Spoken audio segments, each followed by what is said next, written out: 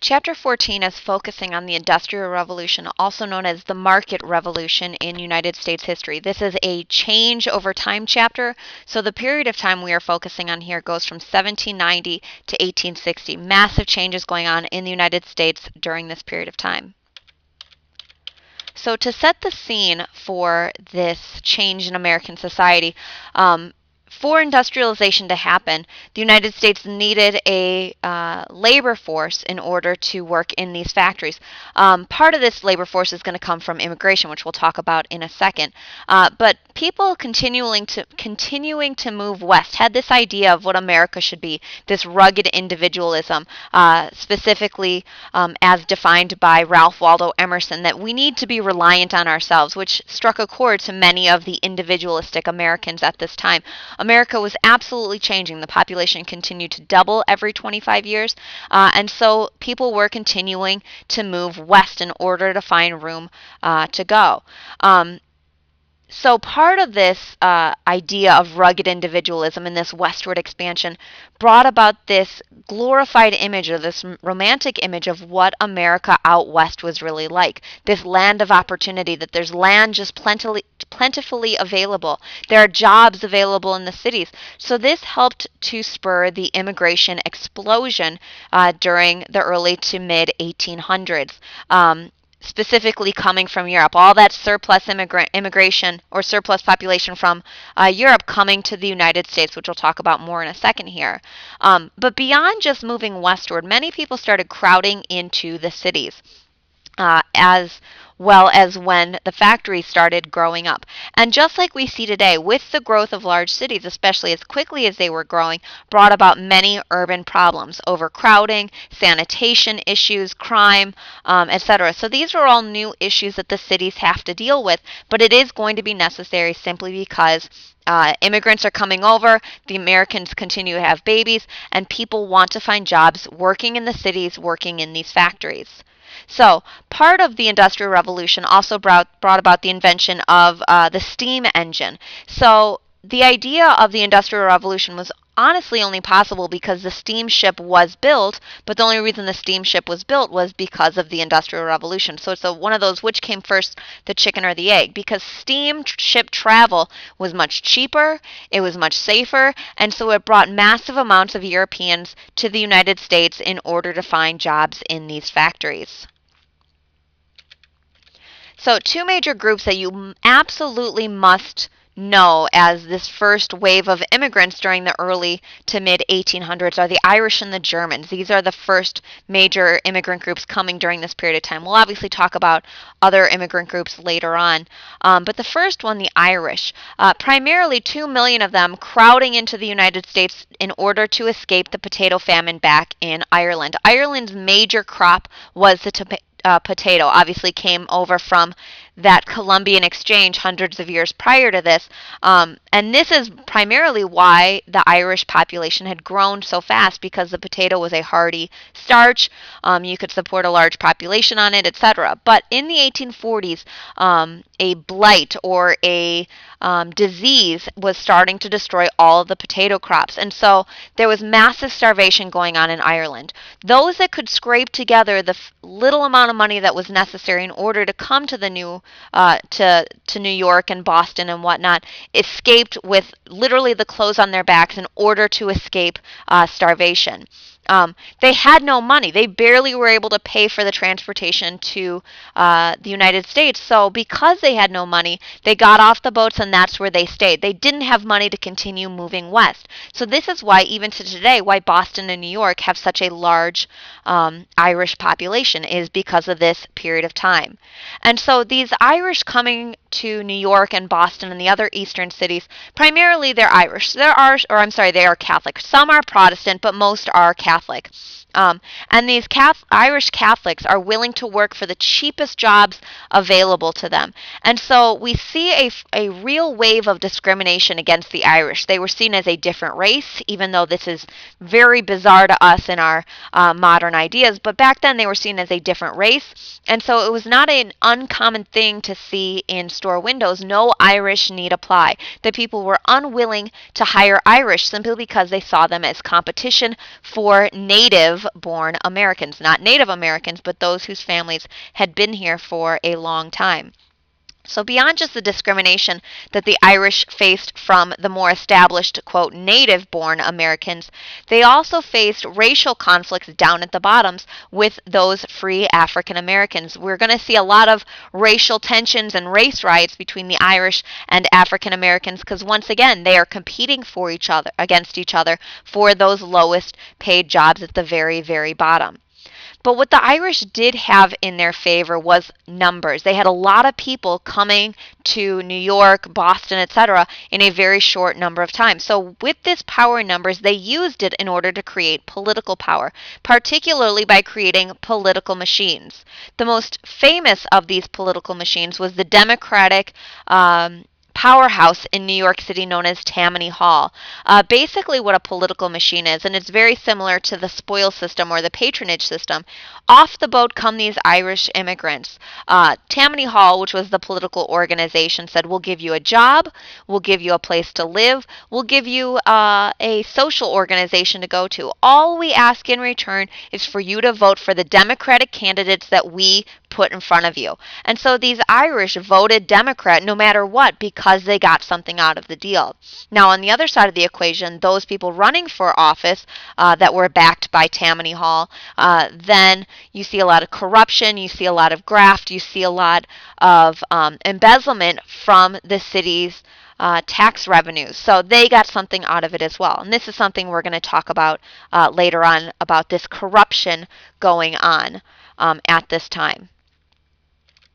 The other major group that you need to know about are the Germans. Particularly, they were escaping for many of the similar reasons that any European group fled the homeland. Crop failure, war back in the mother country, trying to escape an autocratic government, meaning like a dictatorship back in the German states.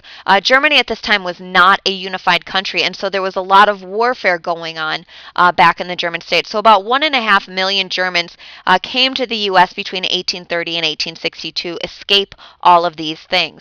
Now, the major difference between the Germans and the Irish is the Germans had a little bit more wealth on average as compared to the Irish. And so they weren't just clustered into those eastern cities. They moved mainly to the Middle West, Wisconsin, Michigan, Ohio. This is where you see a large German population. They brought with them their ideas on education, particularly the creation of kindergarten, which we obviously have today, their art, their music, and their opposition to slavery. The German immigrants are going to be a large force in the anti-slavery movement to come. So with them, they bring with them their cultural ideas, and they enclose themselves into their communities in order to retain this culture, to retain their language, which even though many of them are Protestant, this raises native, quote-unquote, American suspicions. Why do they choose not to assimilate into American culture? So that's going to be the big issue against the Germans. Now, speaking of this nativism, the term xenophobia, which starts with an X, means fear of foreigners. This is the focus of nativism, that we see this group of Americans who obviously have not been here forever. Their ancestors came here at some point, but they feel that they are the, quote, real Americans in this period of time. This is not a new idea, and it's something that is still going on today, that these foreigners are trying to take over American society. They're going to outbreed us. They're going to outvote us was a common idea among the nativists. They were very negative against the Irish, against the Germans, because they were sequestering themselves in their own communities. They were creating Catholic schools and not going to the public schools. What are they trying to hide from us was a common thought among the nativists. The most well-known group of nativists at this time was known as the Know Nothing Party.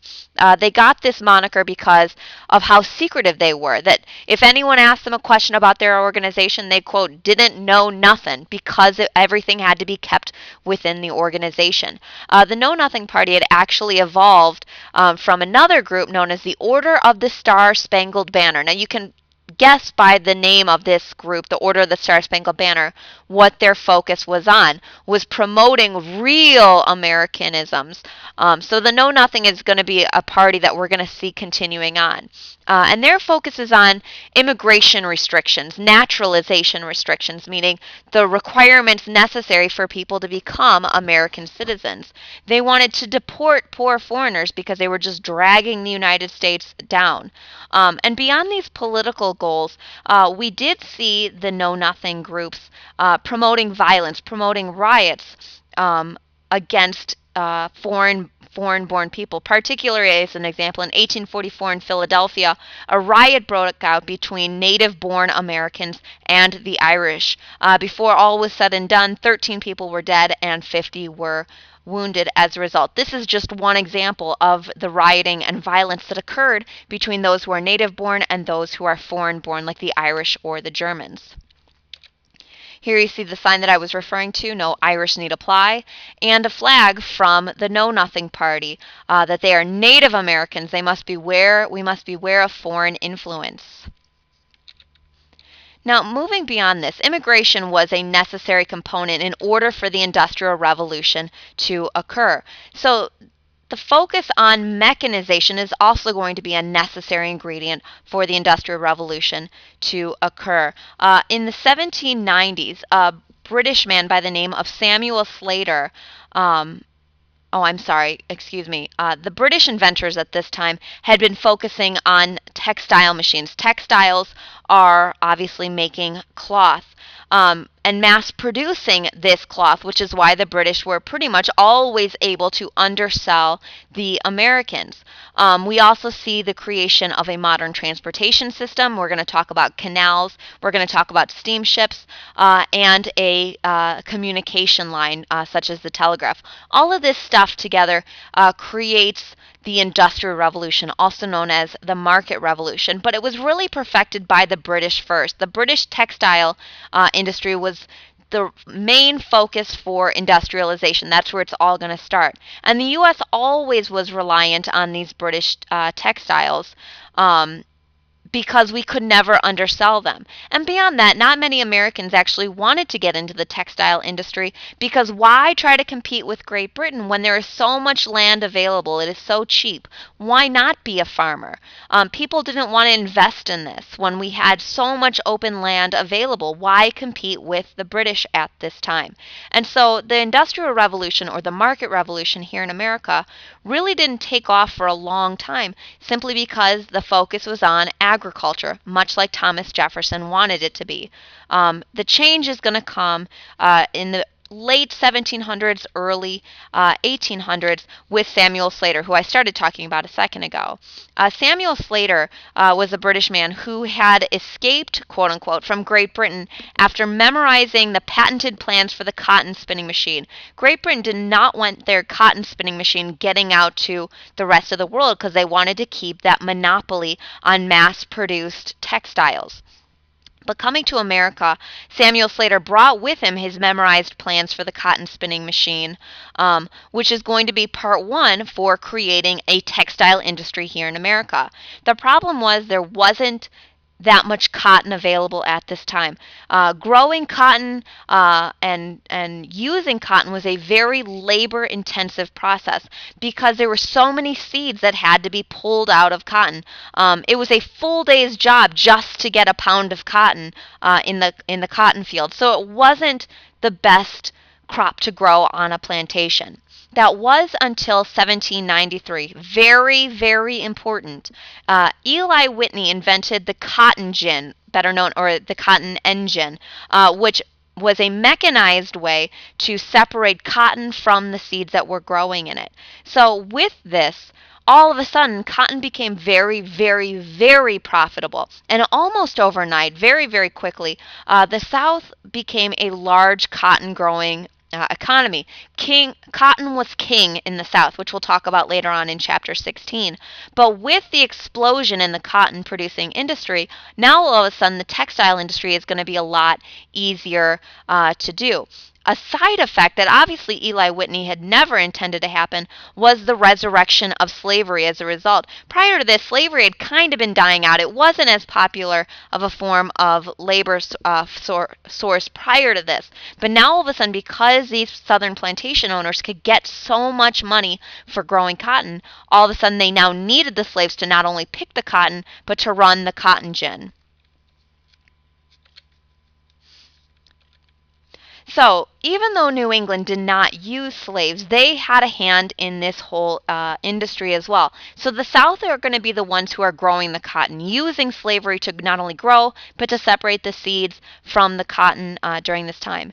That cotton was then going to be shipped northward to the New England factories. Now, New England hasn't had slavery for a really long time for all the reasons that we've talked about, but what they do have available for them are a lot of rivers. And the first forms of these factories that are going to be produced use hydroelectric power, those huge wheels on the river to run the factory. So New England was a perfect place, and the middle states were perfect places to have these textile industries because they had the rivers in order to run the factories. They had a large labor force from all the immigration coming over in order to run and work in these factories. And because their soil was so rocky, which we've already talked about, they're not going to focus on farming. So New England is going to take a role in using these factories by using the southern cotton in their textile industries. And here is a picture of Eli Whitney and his first cotton gin that mechanically separated the seeds from the cotton.